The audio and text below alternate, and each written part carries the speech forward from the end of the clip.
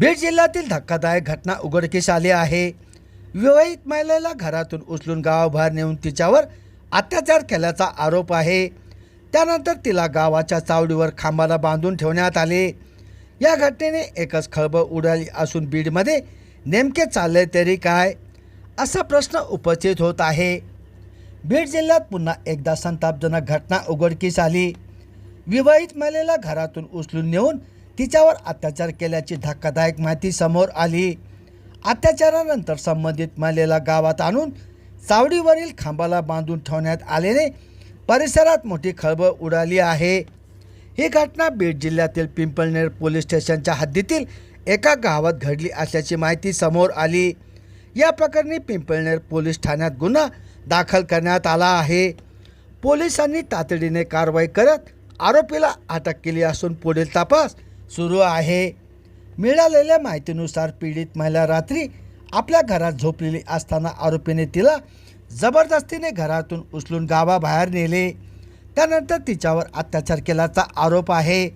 इतकेच नव्हे तर या कृत्यानंतर आरोपीने महिलेला पुन्हा गावात आणले आणि गावातील चावडीवर खांबाला बांधून ठेवले अशी माहिती समोर आली आहे। सकाळी हा प्रकार ग्रामस्थांच्या लक्षात आल्यानंतर गावकऱ्यांमध्ये एकच खळबळ उडाली। गावातील काही नागरिकांनी तात्काळ पुढाकार घेत पीडित महिलेची सुटका केली।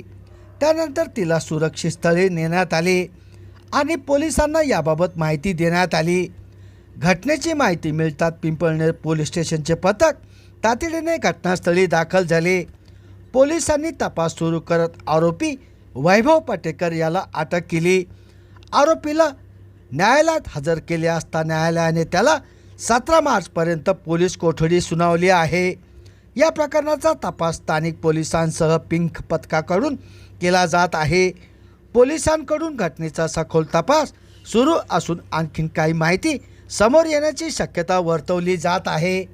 दरम्यान काही दिवसापूर्वीच या परिसरात मारहाणीची घटना घडल्याने वातावरण तणावपूर्ण झाले होते।